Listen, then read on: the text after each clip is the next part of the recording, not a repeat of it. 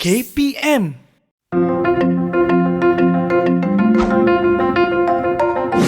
Assalamualaikum dan selamat sejahtera murid-murid. Cikgu harap murid-murid semua berada dalam keadaan sihat dan kekal bersemangat. Nama Cikgu Nur Hidayah binti Razali. Pada episod kali ini, Cikgu akan menyambung perbincangan tajuk kita yang lepas. Tajuk perbincangan kita pada hari ini ialah penjanaan idea. Baiklah, murid-murid sudah bersedia? Mari kita mulakan. Dalam tajuk kali ini, murid-murid akan belajar tentang pertama, cara mengaplikasikan kemahiran berfikir yang boleh digunakan dalam penjanaan idea seperti logical, creative, lateral, analytical, critical dan intuitif.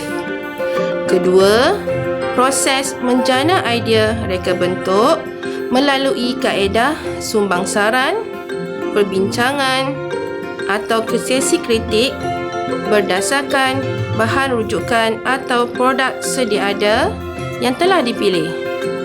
Ketiga, menghasilkan beberapa lakaran perkembangan idea dan mensintesis idea yang menjurus kepada penyelesaian masalah. Keempat, memilih lakaran idea yang terbaik berdasarkan fungsi untuk menyelesaikan masalah. Dan akhir sekali, menghasilkan lukisan persembahan. Tahukah murid-murid bagaimana sesuatu idea itu dijana atau dihasilkan? Bagaimana cara murid-murid menjana idea apabila diberi tugasan oleh guru anda? Secara umumnya, kita akan dapat melakukan proses menjana idea apabila pertama, mendapat maklumat melalui kajian yang dilakukan. Kedua, maklumat tersebut digunakan sebagai panduan untuk menghasilkan idea ringkas dalam bentuk lakaran. Ketiga, penjanaan idea dibuat di mana idea tersebut dikembangkan. Proses ini memerlukan kita menggunakan salah satu dari 6 teknik pemikiran iaitu logical, lateral, creative, analytical, intuitive dan critical. Jom kita lihat cara bagaimana proses penjanaan idea ini boleh dilakukan dengan lebih terperinci. Murid-murid yang dikasihi sekalian, penjanaan berkait rapat dengan proses penghasilan reka ciptaan. Teknik pemikiran yang terancang akan memberi gambaran yang jelas dalam membandingkan dan membezakan idea bagi tujuan menyelesaikan sesuatu masalah atau membuat keputusan. Teknik pemikiran yang pertama, pemikiran logikal. Gaya pemikiran ini digunakan untuk mengenal pasti sama ada idea yang dijana adalah betul dari segi logik dan kenyataan sebenar. Ia juga bertujuan untuk mendapat penjelasan mengenai idea. Contohnya, bolehkah kita bercakap secara video menggunakan telefon bimbit? Seterusnya, mari kita lihat apakah yang dimaksudkan dengan pemikiran kreatif. Pemikiran kreatif merupakan satu keupayaan atau kebolehan individu untuk mencipta sesuatu yang baharu. Tahukah murid-murid ciri-ciri orang yang mempunyai pemikiran kreatif? Baiklah, kita perhatikan rajah berikut. Seorang pemikir yang kreatif akan mempunyai ciri-ciri yang berikut. Pertama, pribadi stabil. Kedua, berani mencabar amalan biasa. Ketiga, bersifat terbuka. Keempat, tidak terikat dengan cara kerja konvensional. Kelima, radikal. Keenam, tidak berputus asa. Ketujuh, mengubah suai idea atau konsep secara inovatif. Pemikiran lateral. Apa yang dimaksudkan dengan pemikiran lateral dan ciri-cirinya? Ia adalah pemikiran yang bersifat generatif dan membina. Ia bertujuan untuk menerbitkan sesuatu perubahan baru dan berlainan terhadap sesuatu masalah. Ia juga merupakan pemikiran yang digunakan untuk membuat pilihan penyelesaian tanpa batasan. Tiada nilai betul atau salah. Idea yang bercanggah tetap diterima asalkan ia bersifat positif. Sekarang, mari kita teliti pula apakah yang dimaksudkan dengan pemikiran analytical. Ia merupakan pemikiran yang melihat sesuatu perkara atau butiran secara mendalam dan terperinci. Ia memecahkan bahagian yang besar kepada bahagian yang lebih kecil agar mendapat penyelesaian yang lebih berkesan. Seterusnya, teknik pemikiran kritikal. Murid-murid, berikut merupakan kriteria utama pemikiran kritikal. Pertama, digunakan untuk mengenal pasti kesilapan, kelemahan, kekurangan dan kesalahan pada idea yang dijana. Kedua, ia berfungsi untuk meningkatkan kefahaman dan kebolehan menggunakan maklumat sedia ada. Ketiga, mementingkan logik atau kemunasabahan sesuatu idea. Keempat, kesalahan dan kelemahan dibuang atau dibaiki.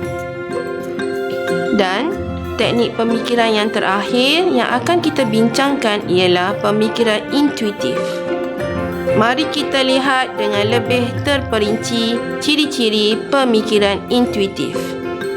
Ciri yang pertama ialah 1. Ia dibuat berdasarkan gerak hati atau naluri. Kedua, keputusan dibuat dengan mengikut suara hati dalam keadaan tiada apa-apa maklumat langsung atau maklumat yang tidak lengkap. Baiklah murid-murid, sebentar tadi kita telah pun melihat apakah teknik pemikiran yang boleh digunakan dalam proses penjanaan sesuatu idea. Sekarang, cikgu akan sambung perbincangan kita kepada apakah kaedah penjanaan idea yang mesti murid-murid ketahui. Terdapat 3 kaedah penjanaan idea, iaitu pertama, sumbang saran.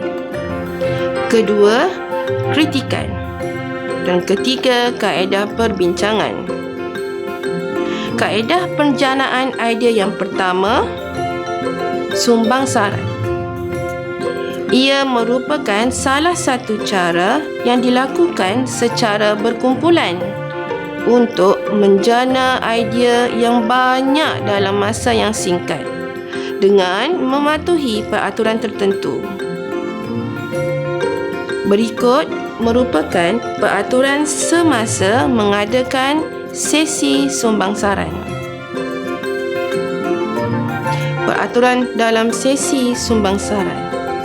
Pertama, ahli kumpulan mengenali dan mempercayai antara satu sama lain.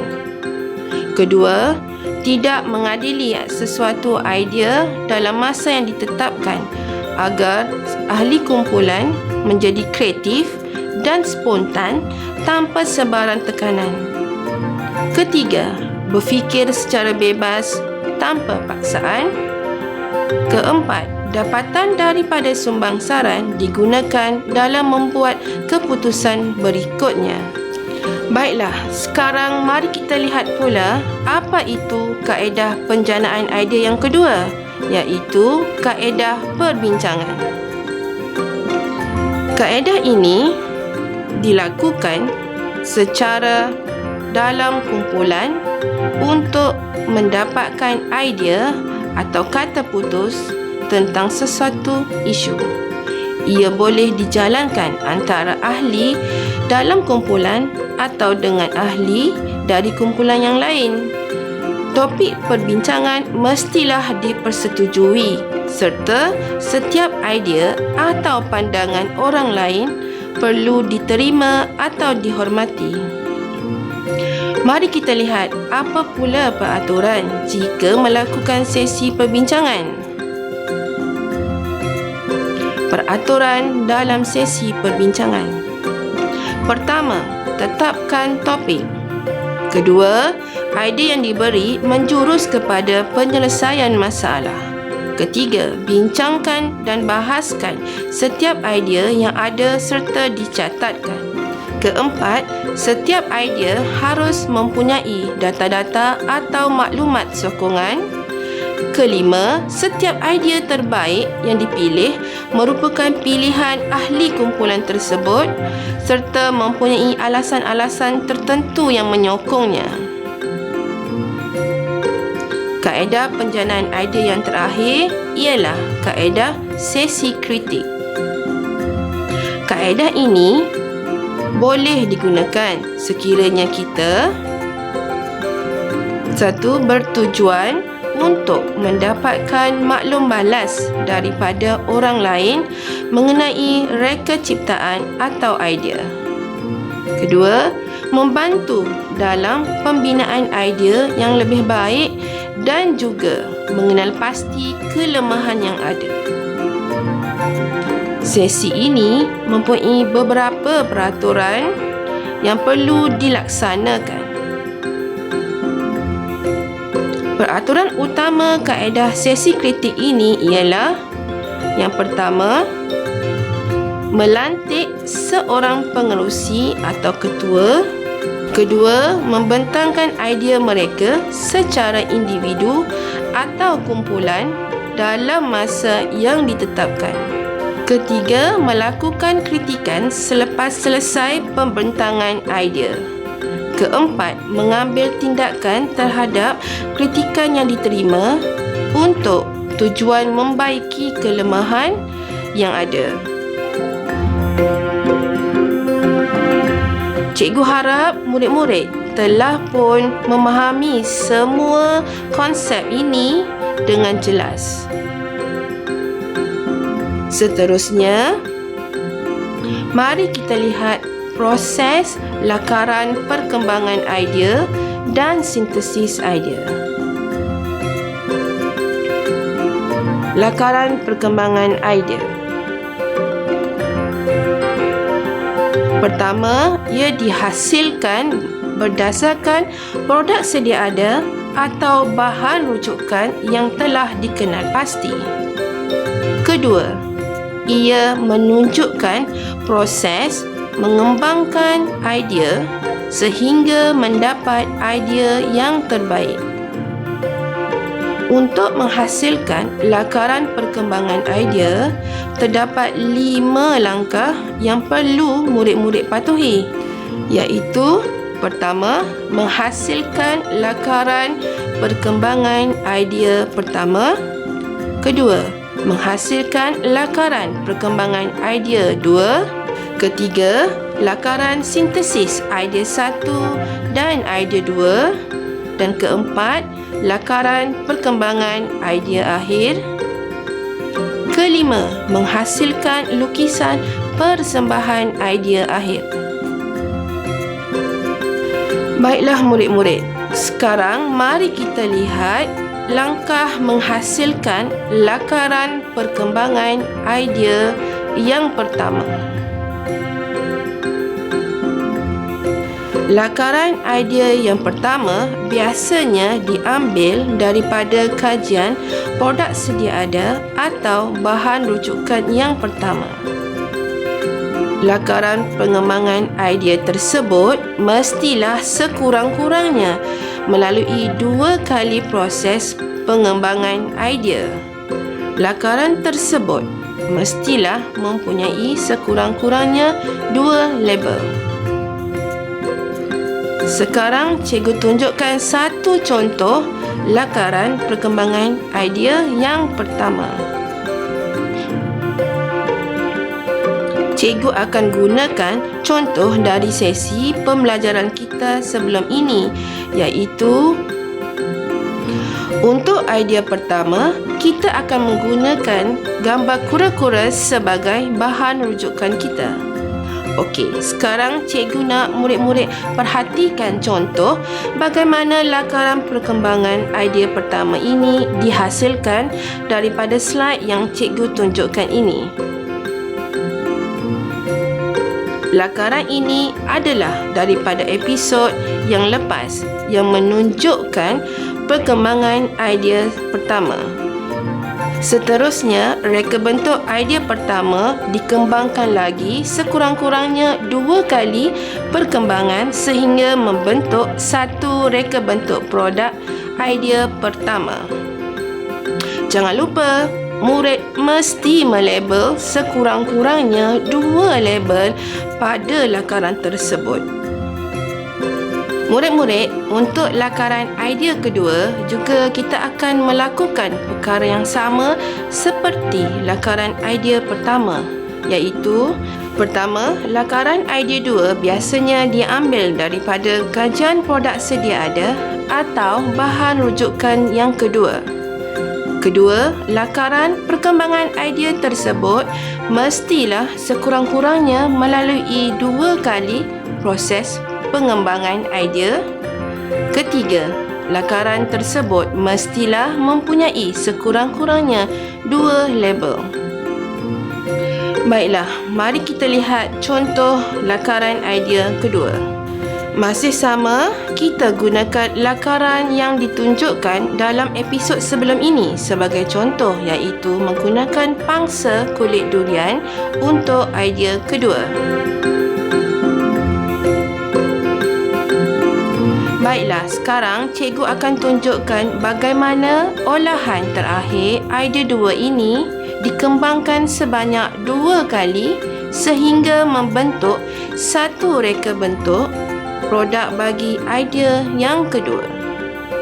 Seterusnya, kedua-dua reka bentuk idea pertama dan idea kedua itu akan melalui proses sintesis idea. Apa itu sintesis idea? Sintesis idea bermaksud menggabungkan sesuatu unsur atau bahagian untuk membentuk satu idea yang baharu yang lebih baik. Ia merupakan proses menggabungkan idea tersebut yang boleh melibatkan gabungan fungsi dan reka bentuk atau gabungan idea pertama dengan reka bentuk idea kedua. Sekarang, cikgu tunjukkan contohnya. Perhatikan betul-betul ya murid-murid. Murid-murid dapat lihat bagaimana reka bentuk akhir idea pertama digabungkan dengan reka bentuk idea kedua untuk membentuk satu produk yang boleh menyelesaikan masalah yang dikaji. Di sini, cikgu tunjukkan bagaimana gabungan itu berlaku, iaitu pada bahagian mana yang digabungkan. Seterusnya, kita sekali lagi perlu membuat lakaran perkembangan bagi idea akhir produk yang telah digabungkan. Berapa banyak proses pengembangan idea akhir yang perlu dilakukan? Lakaran perkembangan idea akhir tersebut mestilah sekurang-kurangnya melalui 2 kali proses perkembangan idea. Jangan lupa, lakaran tersebut mestilah mempunyai sekurang-kurangnya 2 label. Perhatikan rajah contoh ini.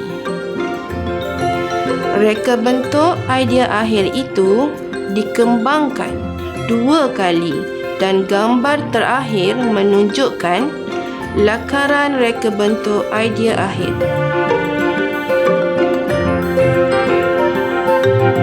Dan lakaran terakhir ialah lakaran persembahan idea akhir. Lukisan persembahan mesti mempunyai ciri-ciri berikut. Pertama, mempunyai grafik yang menarik dan dalam bentuk lukisan 3 dimensi, 3D. Kedua, mempunyai maklumat seperti tajuk atau jenama yang sesuai dengan produk, logo dan slogan. Ketiga, susun atur lukisan yang baik, mempunyai latar belakang, kesan bayang pada lukisan tersebut, warna yang sesuai dan komposisi reka letak keseluruhan lukisan. Berikut menunjukkan contoh lukisan persembahan yang lengkap.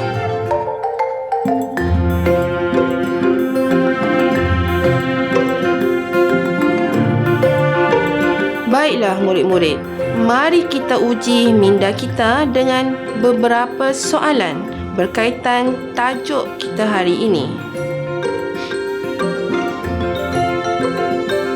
Mari kita lihat soalan yang pertama. Berdasarkan bahan rujukan ini, lakarkan 2 penjanaan idea untuk membuat sebuah produk. Bagaimana murid-murid? Sudah siap lakaran anda? Bagus. Sekarang kita lihat pula soalan yang kedua. Rajah berikut menunjukkan jenis-jenis teknik pemikiran. Lengkapkan ruangan kosong pada rajah tersebut.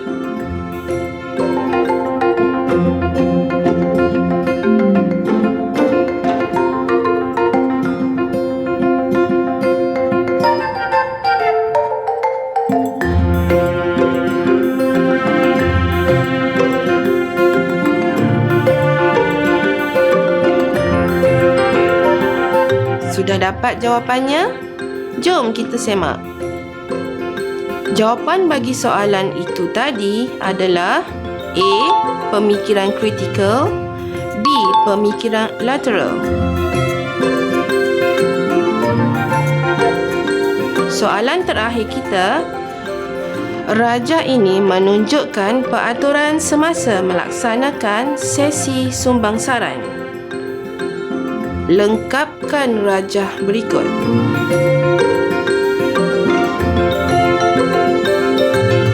Okey, jawapannya, tempat kosong yang pertama, tidak mengadili sesuatu idea. Tempat kosong kedua, mengikut had masa agar ahli kumpulan menjadi kreatif dan spontan tanpa paksaan. Tempat kosong ketiga, dapatan daripada sumbangsaran digunakan dalam membuat keputusan berikutnya. Baiklah murid-murid, hari ini murid-murid telah pun mengetahui beberapa isi utama bagi tajuk kita pada hari ini, iaitu yang pertama, kemahiran berfikir. Kedua, kaedah penjanaan idea. Ketiga, proses mensintesis idea. Keempat, lakaran perkembangan idea dan lukisan persembahan.